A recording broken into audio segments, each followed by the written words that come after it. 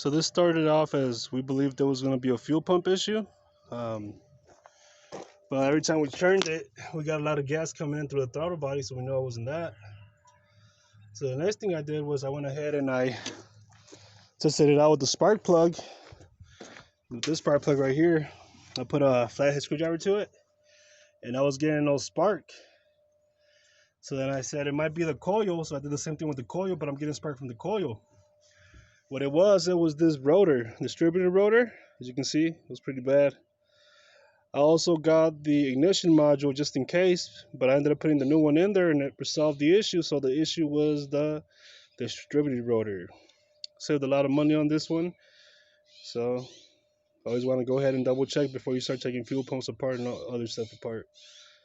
First, you make sure you have gas. If you got gas, check for spark. If you have no spark, then you're going to know it's going to be an issue with your ignition module, or in this case, your rotor or your distributor. That's it.